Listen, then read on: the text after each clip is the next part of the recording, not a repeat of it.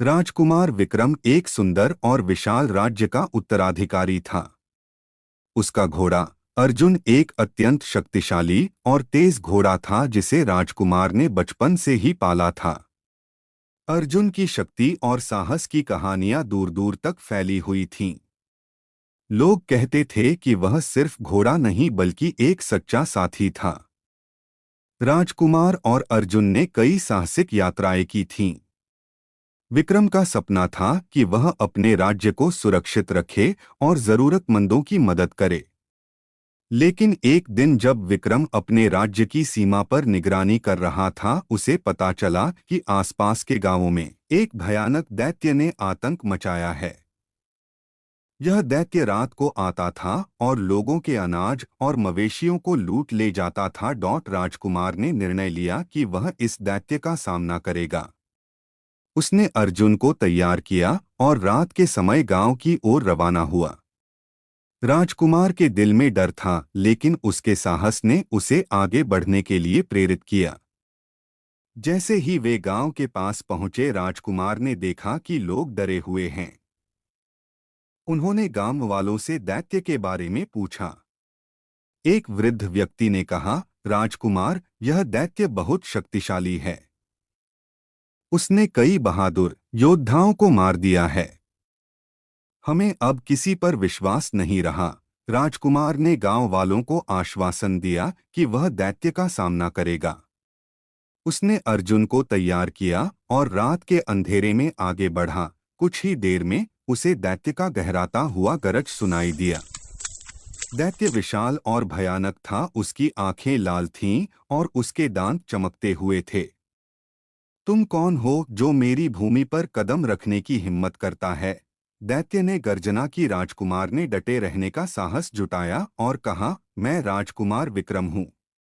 मैं तुम्हारे आतंक को समाप्त करने आया हूँ। दैत्य ने हंसते हुए कहा, तुम अकेले मेरी शक्ति का सामना नहीं कर सकते। जाओ, लौट जाओ, या तुम भी मेरी भेंट बनोगे। राजकुमार ने अर्जुन को आगे किया और कहा, हम डरने वाले नहीं हैं।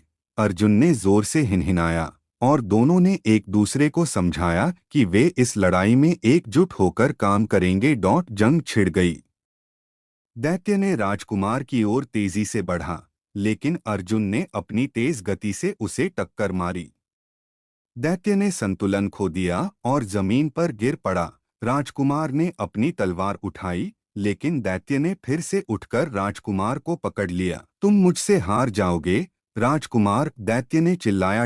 राजकुमार ने अर्जुन को अपने पास बुलाया और कहा, हम एक साथ हैं और हम हार नहीं मानेंगे। दोनों ने मिलकर एक आखिरी प्रयास किया। अर्जुन ने तेजी से दौड़ते हुए दैत्य की ओर छलांग लगाई और राजकुमार ने अपनी तलवार से वार किया। यह वार दैत्य के दिल पर लगा और वह चीत्कारते हुए गिर पड़ा। गांव वालों ने यह सब देखा और उनकी आंखों में आशा की किरण जाग उठी।